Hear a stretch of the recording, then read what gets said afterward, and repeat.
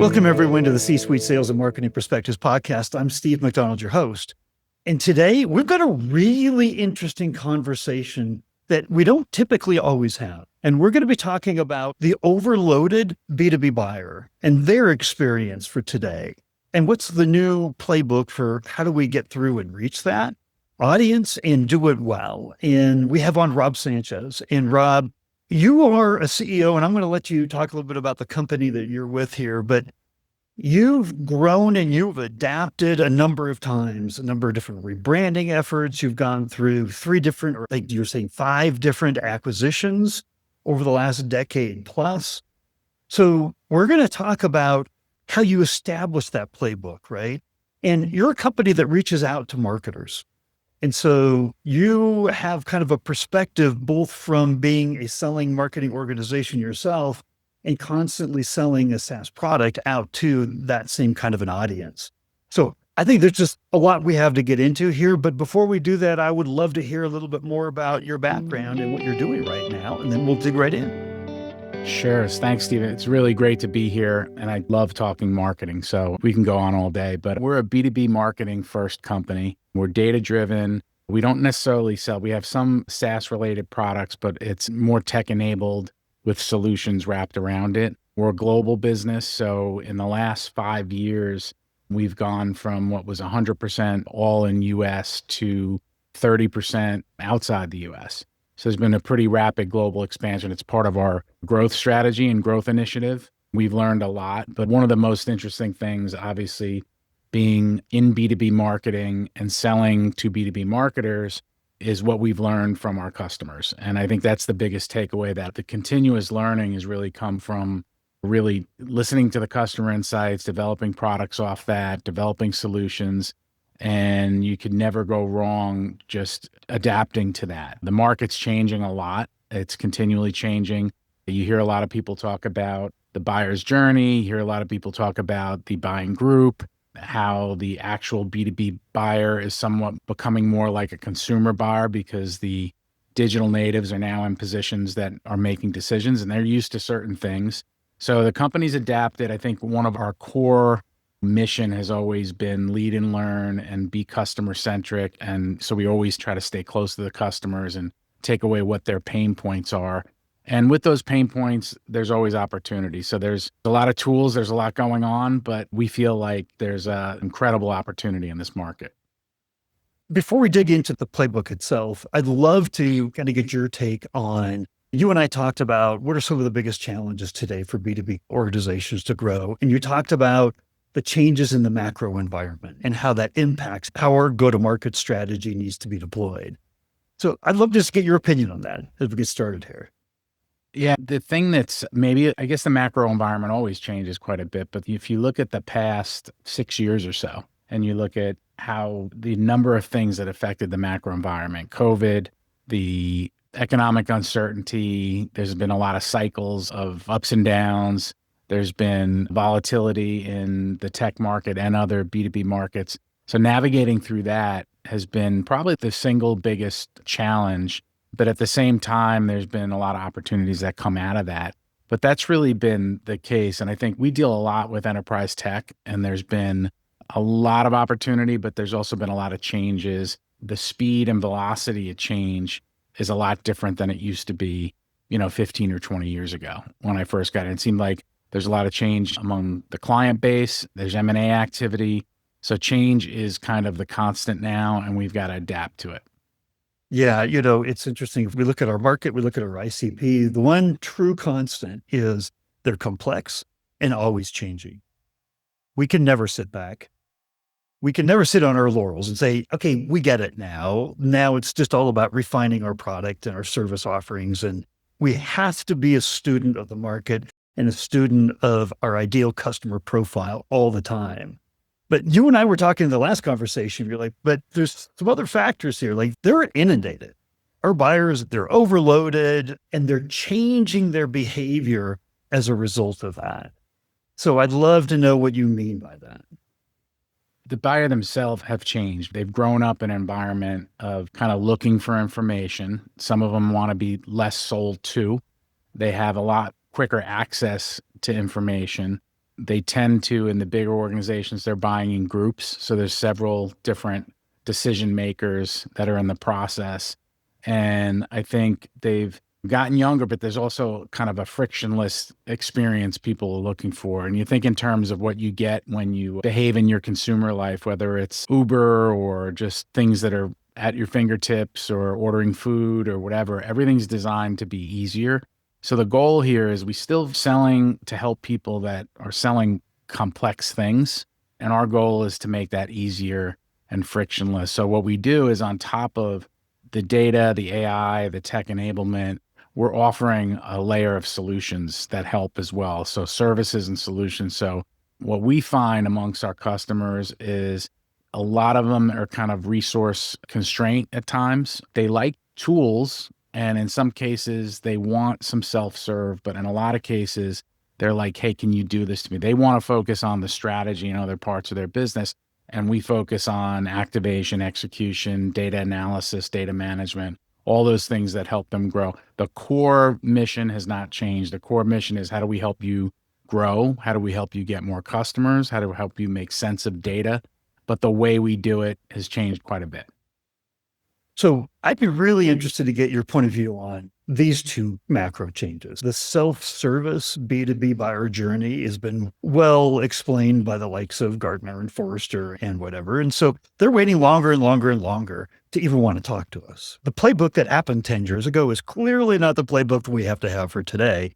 The other one, and I think this literally came out it's been talked about a lot, but Forrester came out with their 2026 predictions, and it was all about building trust as a foundational layer here. Like, pick one or another combination of the two, but building trust in an environment where they don't want to even talk to us until later. That's usually where we build trust, is within these conversations, is a big part of that. So how does this impact the playbook today and how we go to market? I think that the trust is really important. And I think this is another page out of big brand marketing, in that you have to do more things to gain that trust. So you have to exist where your customers are existing. So we do quite a bit of social media because we're seeing more and more of the customers have that experience. They're looking for that. They have that in their consumer life, and they're looking to LinkedIn and other places for information. And it's not just how quickly can I buy, how much does it cost?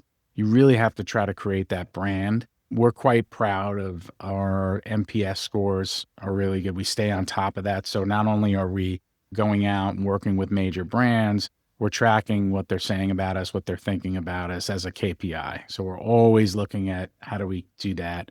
But I think there's all this debate about brand and demand. In B2B, it was always like, we're selling stuff, right? And at the end of the day, that's what we're doing. We're selling stuff. And how much does it cost? What's the ROI and lifetime value and all the KPIs? That's all great.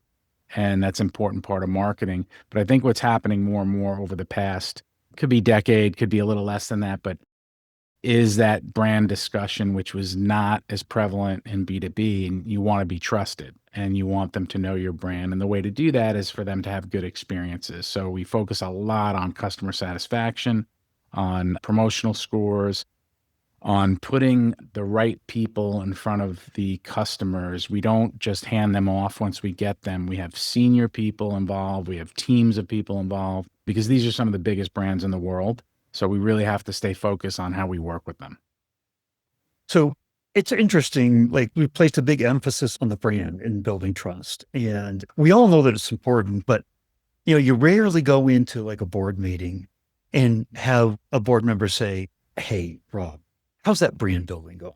It actually starts out like, how is this quarter's quota? How is next quarter looking? And usually from a CEO's perspective too, right? A chief marketing officer is lots of times having an uphill battle on convincing the organization overall the role of the brand and the resources that need to be dedicated to it. You had a perspective in our last conversation that brand building and pipeline building are not separated. They're not separate activities where they can be looked upon and traditionally kind of have. How do you think about it? You're leading the organization, right? The buck stops with you. Yeah, so a couple of different things that are unique. Well, they're not unique to our experience, but things we've gone through that kind of lend itself to the branding discussion. We went through a rebranding exercise, and part of the reason we did that was we have a combination of about 5 companies. And this goes back to 2016, but more recently from 2019 on, when we were PE backed, one of our strategies was let's go get capabilities we don't have. So we went from what can we build internally to what should we buy? And in the buying discussion and the acquisition discussion, it was how do we expand our capability? How do we get more talent? Which was interesting because if you look at the 5 companies, we've got people in the C-suite from all the different companies. So if we were in the need of something and we knew the company had a capability, and guess what? They have a really good CTO. And as we're growing, we needed to fill those spots. So we recruited some key spots. But then we discussed, you've got these companies. We don't want people to feel like that the original company was holding all the cards, and we've really worked hard to get that shared management team.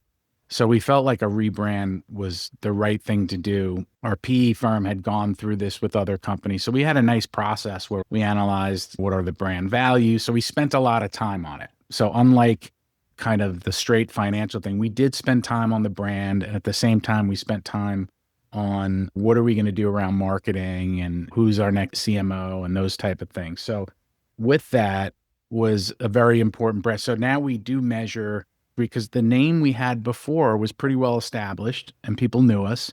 And it was a little bit of a risk to say, all right, we're going to move on from that because we've got other companies that were equal our size, and we need everybody to feel like we're all on board with this new thing going forward. So we did some measurement on that. And actually over time, quickly people became to know Anteriad and not the old brand. So we spent a lot of time on that. Obviously, the board meetings are usually financial and sales driven and what's the market doing, competition, and that's all great. But the way you get there is you have to establish that brand in the marketplace. People have to know you when you're reaching out. It's a bit of an advantage if they know who you are. I love one of the things you focus big time on there is really integrating all the different companies and all the different players. And we've interviewed over 250 C-suite executives on the podcast. And we always ask this one question at the very beginning, which is, what are your 2 greatest challenges for creating long-term sustainable growth? The number one challenge by far was the lack of internal alignment. And that only gets accentuated when you're bringing together separate companies that are now put together. Yet that wasn't the case with everyone who's answering that question. Internal alignment. We all know that it's the high performance teams internally that are aligned that are going to create success and growth in the business. So I love the way that you answer that, because that brand, when I'm taking away, was one of the biggest ways that you were integrating and you were aligning teams in a single go-to-market strategy. Is that like a good takeaway? Yeah, I mean, there's a couple things in alignment around the mission statement, and we have several things we talk about all the time and in a broad sense: lead and learn, innovate, inspire, do more, do good. So there's the basic things that we say, hey, everybody's got to be around these things.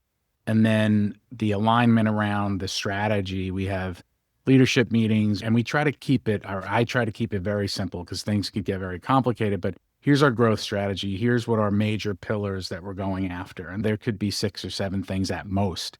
And then how are we going to accomplish those things? And this year we met and we said, everything's got to be about those strategies and what we're doing. And everybody's got to, kind of circle. Now within that, when you go beneath that, there are things that we've done. So for example, the global expansion has been a big thing for us. It's worked well. But we wouldn't be able to do it without going out and saying, yeah, here's the things we want to do. Here's the solutions we feel are important. But every market is going to have its own culture. And we make a big effort when we go into a new market, when we go into APAC and parts of APAC, Australia, or that we have leadership in market. We have the core things we're going after, but within that, we are respecting that there's cultural differences and we have to behave in that market the way that we're going to have success with the right people and leadership. So in every different market, we have leadership. In EMEA, we have a person that's the president of EMEA from there. And, we've adapted to what's going on there. So we make a big effort not only to kind of rally around our core, but also to say we're different in different places. We've got to approach things differently in order to have success.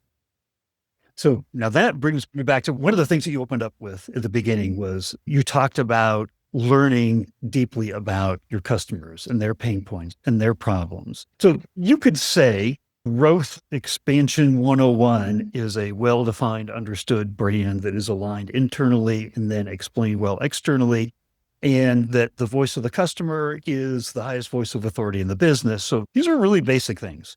But when CEOs, CROs, CMOs are constantly saying we're not aligned, in fact, we don't even have a true, concise definition of our ideal customer profile.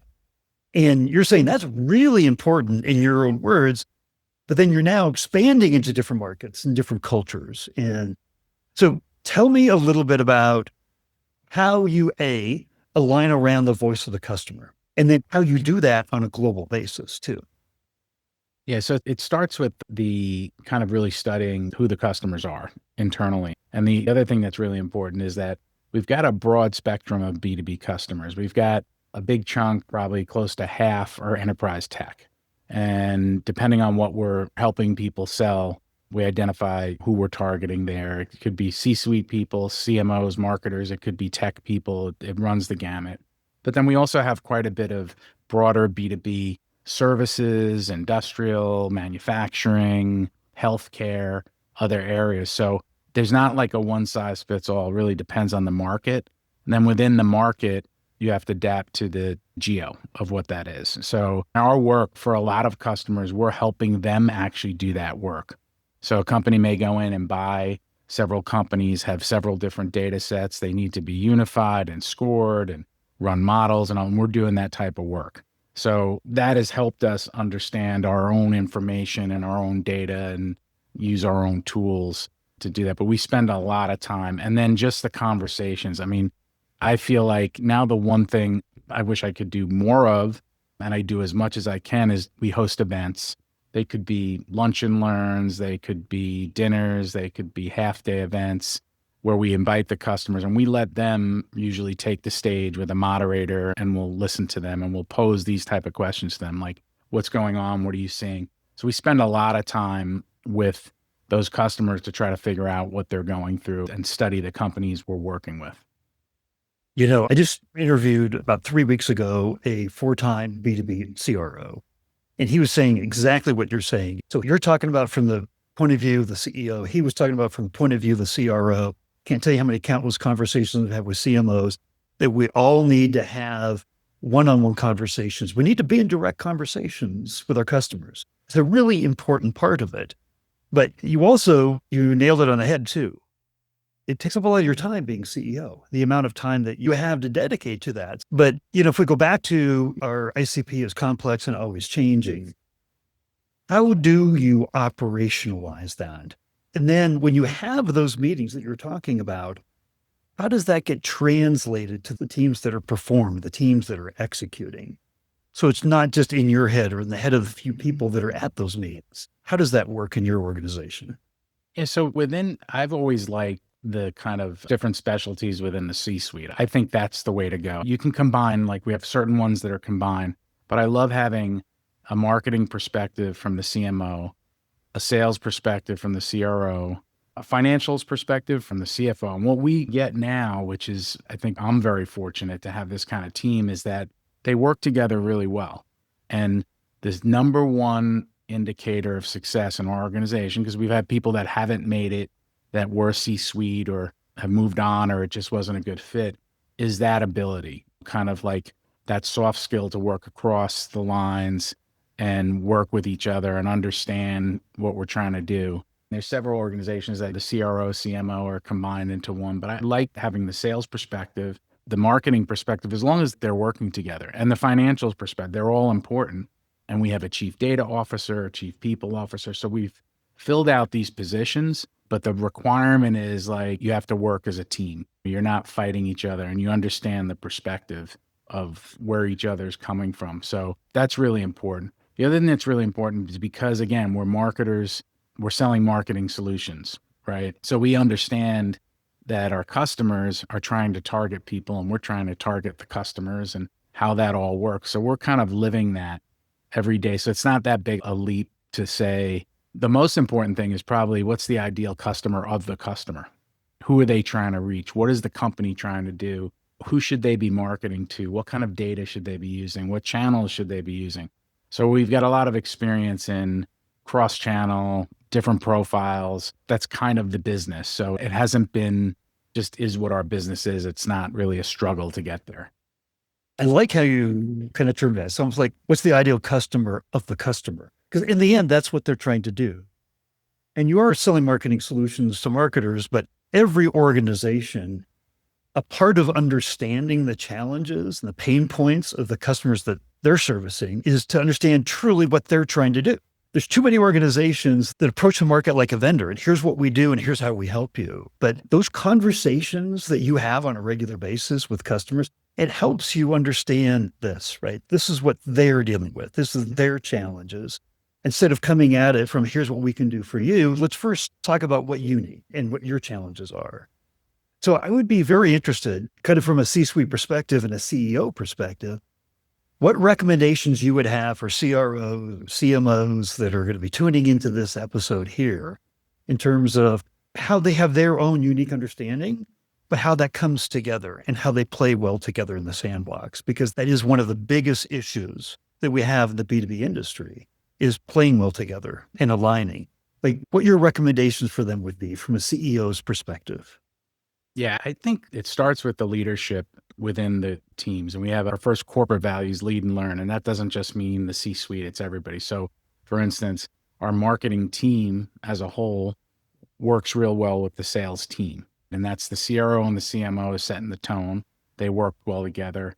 And then the teams work together. Our finance team works very well with the sales team and the marketing team. So there's different perspectives, and I have to break tiebreakers and say, I weigh in on different sides of it, but they're all valued and they value each other and they value the perspective so that they're not really at odds. And the same thing for operations and customer success and all that. So I think start at the top, show that you can work well with the other groups, have regular communication. We do leadership team meetings and then rally around the initiative. So we have several initiatives for this year. And that's what matters. How are we going to get there?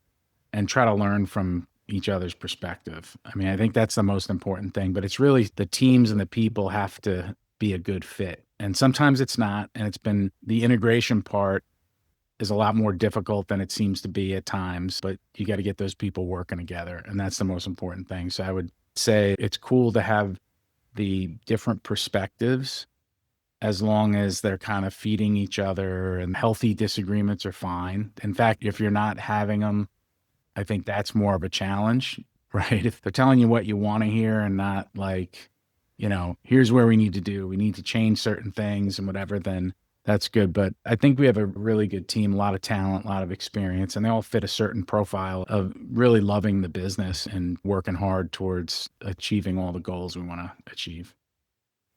So if I'm counting right, you've brought up maybe 3 or 4 times values and company mission, values, principles used to be the kind of things that were hanging on the walls, a plaque or page on the website. But you've brought it up consistently throughout the conversation. So I have to ask, how do you see those as important to creating maybe the right culture? How do you see that in terms of helping accelerate the growth of the business?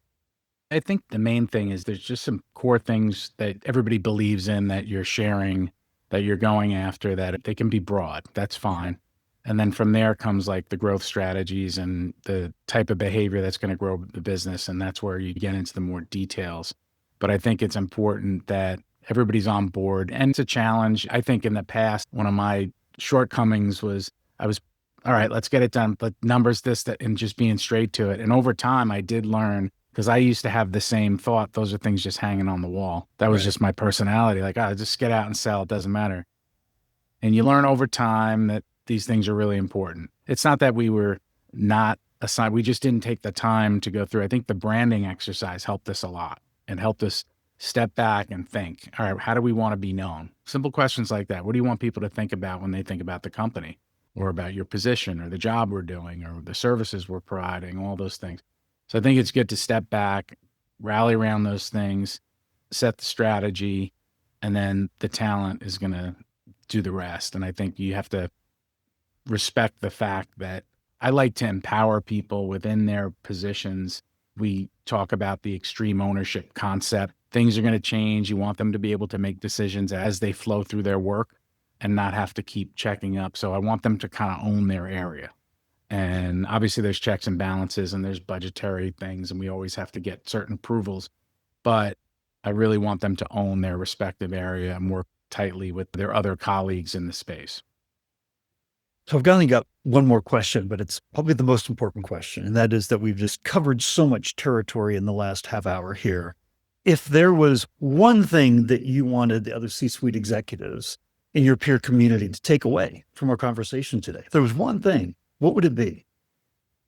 I think, and I think I touched on this before with you, is that the market and B2B marketing, I just feel like there's so much opportunity. Like there's a lot of, I wouldn't say negativity, but there's a lot of fear of technology and AI and other things. And often it goes a little too far. And I just think, all of business history, we've come through internet, computing, all this stuff. And I think it's a massive opportunity if you know how to harness it. And I think in some cases, there's always a tendency to over platform, to over tool, to do too much, to not rely on the core competencies and instincts.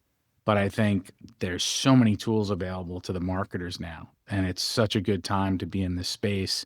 That's what I think people should be really excited about, the space, despite some challenges and the tools that are available. And I think you don't need to latch on to everything. I think with AI, it's pretty interesting now, but there's such opportunity with it. I mean, we have opportunity from using the tools to selling to companies that are big AI drivers in the space, from infrastructure to tools to everything else. So there's just a massive amount of opportunity, but you have to manage it the right way. And I think it's important to keep a perspective on the trajectory of the industry. It's really important. And there's a lot going on, but the massive opportunity, that's what I would think. And I hope people share in that they think this is a great time, and there's always going to be challenges, but it's amazing. I think the optimism that should be out there is incredible. It's a great way to end the conversation here. And I have to tell you, people are going to have questions. I would love to give out a link to your LinkedIn profile directly so people could reach out and ask questions. Would that be appropriate? Sure. That'd be great. That'd be great. I say this a lot, but I really, really mean this. The whole mission of this podcast is to bring different perspectives from different C-suite roles in different parts of the world. We interview people worldwide, APAC, Australia, India, you name it, Canada, US. And if we can bring all those perspectives and all those insights from years of experience in doing one thing well, which is leading B2B organizations in an ABM motion, and we can learn from each other, that's the rising tide that lifts all boats. And you did an amazing job in providing that rising tide today and giving different unique insights. So I just want to say thank you for coming on board. Thank you. I think this type of thing is so important because as a CEO, and I know in other parts of my management team with the CMO, the CRO, everybody, you're constantly on this mission to learn what's going on, and things like that, like what we just did, or hearing different perspectives, are so important. I think that's the most common thing I hear at my CEO groups or conferences is like, hey, it's just simple. What's going on? Sharing experiences is super important. And I think that's what this does. So I appreciate the work you're doing.